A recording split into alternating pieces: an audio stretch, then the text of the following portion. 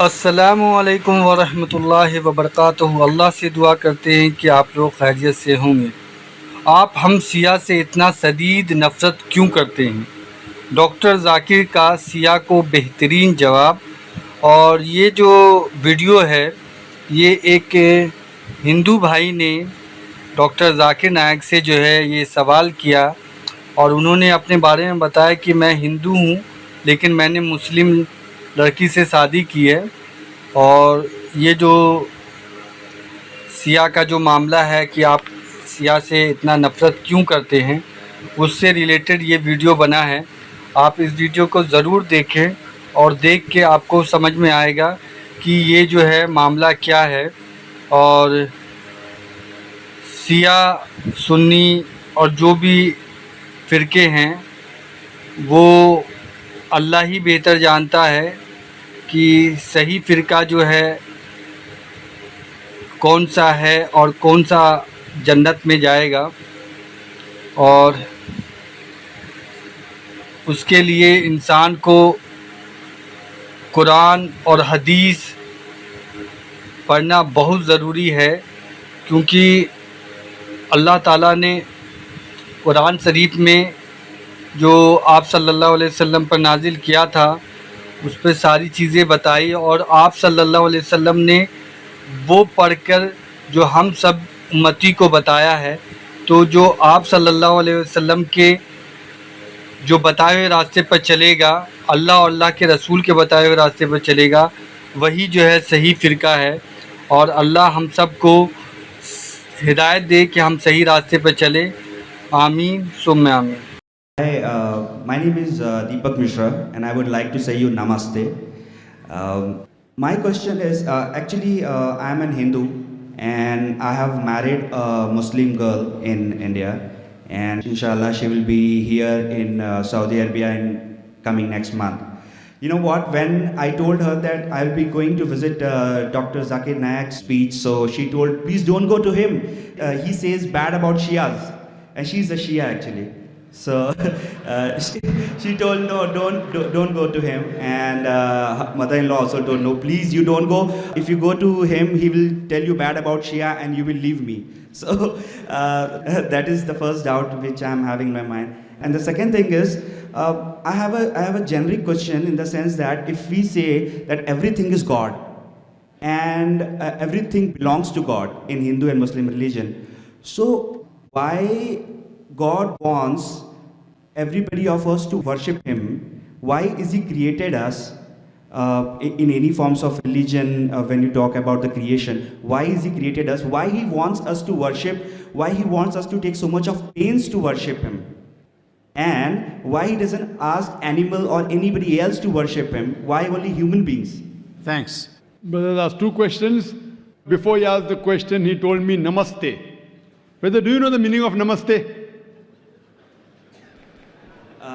No.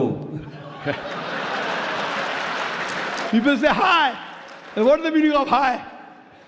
Even I say assalamu alaikum wa rahmatullahi wa barakatuh. The meaning is may peace, blessings and mercy of Allah be on you. You told me namaste. I have to reply. Correct? And if I don't reply, you'll tell me what kind of a person is he. Correct? I'm asking you what is the meaning of namaste. Now see, for me, namaste is like I am saying hi to you, I am saying assalamu alaikum to him. But yeah, For you, please forgive me. If I abuse you and I tell my abuse means you're a good person, will you believe in that? if I See, know the word. If I tell ullu, you know ullu? Ullu in Urdu, Hindi means owl. In English, owl means a wise person. But ullu in Hindi means what? Ullu means? Bewakoof. Yeah, bewakoof. So the English people will think I'm praising you, calling you a wise person. But you know I'm calling you a fool. Now I know the meaning of namaste. That's the reason I didn't reply yet. You don't know the meaning. You have told me namaste. I know the meaning, therefore I didn't reply. The meaning of namaste is, it comes from the Sanskrit word idam namame, meaning I bow down to you. Do you want to bow down to me? Absolutely. You can bow down to the person who is having so much of knowledge. That's right. According to you, you can bow down to a person of knowledge, but according to the Quran, And according to Islam and most of the religions, you bow down to no one but Almighty God. You know, there are many Hindus, after I give a talk, they come and touch my feet. You know what they say? हमने पहले बार भगवान का अवतार खुद देखा आंख से. It's the first time in my life I have met God himself personally. Hindu telling me. So I tell you, see brother, I know you respect me, you love me, appreciate that. But bowing to anyone besides God is shirk. And even in Hinduism, you should bow down to no one but Almighty God. So I'm correcting him. He's doing out of respect, out of love. But love and respect should not go overboard. If it goes overboard, it's called as shirk, associating partner with God. There are many Hindus who come after me and they praise me so much. They put me next to God, which I said, I am not God. You can only bow down to Almighty God. What I speak and the knowledge is a gift from God. This is a gift from God. So when you see me, you should say, MashaAllah. MashaAllah means as Allah willed. Means whatever I'm saying is because of the will of Almighty God. Otherwise, I was a stammerer. So that's the reason Namaste is against Islam. And against actually even the Hindu scriptures. Though some of the scholars say that Idam Namamet can mean that I appreciate you, but the right meaning is I bow down to you. In Islam, Assalamu alaikum, may peace be on you. You can say that anytime, anywhere. In English we say good morning. It may be raining cats and dogs, they have to say good morning. The person may have had a fight with his wife, someone says good morning, he has to wish back good morning. He is cursing in his heart that such a morning should never come. Yet he has to reply by good morning, good evening, good night. So best in Islam is Assalamu alaikum, may peace be on. And I wish you, because the Quran says in Surah Nisa, chapter 4, verse 86, that if anyone greets you courteously, wish back more courteously. That if anyone greets you courteously, wish back more courteously, or at least the same. So I am wishing you back Assalamu alaikum wa rahmatullahi wa barakatuh. May Allah's peace and mercy be on you, brother. Now coming back to your question. So the first question you asked, that your fiancée, My wife. wife, oh, you already married her. Fine, your wife told you not to come for my lecture because I'm against Shias. And yet you disobeyed her. You know, you love me so much. I appreciate that. But, you know why? The word Shia doesn't exist in the Quran. See, the Shia Sunni is not mentioned in the Quran. The Quran says in Surah Imran, chapter 3, verse number 103, وَاتَصِمُوا بِحَبْلِ اللَّهِ جَمِيعًا وَلَا تَفَرَّقُوا. Hold to the rope of Allah strongly and be not divided. We Muslims should hold to the rope of Allah strongly and be not divided. And Almighty God says in the Quran in Surah Anam, chapter number 6, verse number 159, that, O Prophet, anyone who makes sects in the religion of Islam, you have nothing to do with him. Allah will look after his affairs on the day of judgment. So making sects in the religion of Islam is prohibited. So anyone who divides the religion of Islam into sects, he is going away from Quran and Sunnah. So tell your wife that Dr. Zakir Naik said, there is nothing like Shia Sunni. Quran says, Atiullah wa Atiur Rasul. Obey Allah and obey the Messenger. What we have to do is we have to follow the Quran and the sayings, the authentic sayings of Prophet Muhammad, peace be upon him. And the only label you can give is Muslim. So I don't call myself Shia Sunni, I call myself Muslim. So you say today to your wife, I met Dr. Zakir Naik who calls themselves a Muslim. And I'm neither against Sunnis or neither against Shias. I tell all the Muslims, whatever name they call themselves, come back to Allah and His Rasul. Now, when I give answer, some of the Muslims who may be practicing things against the Quran and Sunnah may feel offended. So you ask your wife, are you following something against the Quran and Sunnah? If you are not, then why are you afraid of Dr. Zakir Naik? If you are, yes, you have to change and come back to Quran and Sunnah. Don't follow what Zakir says. Zakir is zero in Islam.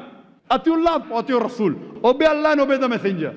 So tell your wife, if she is following anything against the Quran and Sahih Hadith, then she has to rectify herself. She should call herself a Muslim because the word Shia is nowhere mentioned in the Quran. Well, I do appreciate that you love your wife, but you love me also, mashallah. Therefore, I have come for my talk. Now, coming to your second question, that why has God created us and why does God want us to worship Him? Why doesn't He ask the animals to worship Him? Now regarding a question, why does God want us to worship? I've already given the answer earlier. I think you came late, I don't know. That we worship God, we praise Him. People ask me, why do you say Allahu Akbar? Why you have to pray to God? I said, see, in Islam, whether we pray to God or not, it makes no difference to Allah subhanahu wa ta'ala. When I say Allahu Akbar, Allah is the greatest, He's already the greatest. By me saying Allahu Akbar, He won't become greater. Why do we say? You know why do we say? Because when I praise anyone, whenever I call anyone great, it's a human tendency, I try and follow His commandments. So the reason we praise Allah is not so that He becomes greater. When we praise Allah, the moment we praise Him, whatever commandments He gives in the Quran, we follow it. So first we have to identify who is our Almighty God. And then what He says we have to follow. That is the reason Muslim means a person who submits his will to Almighty God.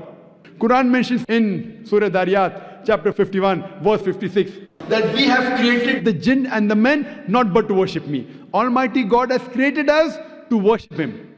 And the reason He wants us to worship Him, because He has given us the criteria. This is the instruction manual for the human being, the good and bad for the human being. Now when we worship Him, when we praise Him, but naturally we have to follow His commandments. And when we follow the commandments of Almighty God, it is beneficial for us. Like for example, when you go to a doctor and the doctor gives you prescription, do you follow his prescription or not? Yes. Yes. Why? Because you're sick. He's a doctor. Similarly, Almighty God has prescribed us in the Quran and the Sahih Hadith what is good and bad for the human beings. When we praise Him, when we worship Him, but naturally we follow His commandments. If you don't believe the person is a doctor and if He gives you a prescription, will you follow it? No. So when you appreciate the doctor, you will follow his prescription. That's the reason we praise Almighty God and we worship Him, so that we can be good practicing human beings. You ask the question, why don't the animals worship Him? Our beloved Prophet Muhammad, he said that in Islam, all the other creations, except for the human beings and the jinn, they have a free will. All the other creations, they don't have a free will. The angels don't have a free will. The animals don't have a free will. All of them, they worship Almighty God. The animals, the trees, the mountains, all of them, they worship Almighty God. They are called as Muslims in Arabic. The jinn and the human beings, Almighty God has given us a free will. We can either follow Him or disobey Him. Now, Almighty God created us because it's mentioned in the Quran that the best creation of Almighty God is a human being. Besides our form and our body and the intelligence, He has given us a free will. We can either obey Him or disobey Him. Now, after He's given us a free will, He wants to analyze whether do we obey Him or not. All the other creatures like animals, trees, they have no free will. So it's nothing great that they worship Almighty God. It's good, alhamdulillah. But after a free will has been given to the human beings, as the Quran says in Surah Mulk, chapter number 16, verse number 2, Allazi khalaqal mauta wal hayata. It's Allah who has given you death and life to test which of you is good in deeds. So this life is a test for us for the hereafter. So after the free will has been given to us, you can either worship Him or not worship Him. If you worship Him, then you're following the commandment of God. You can have alcohol, you cannot have alcohol. If you don't have alcohol, then you're following His commandment. So in this way, Almighty God has given you the do's and don'ts, very few. The remaining thing, everything is optional on you. So these few do's and don'ts, if you take care of it, you are following the commandments, you're worshipping Him, and you will pass this test. This life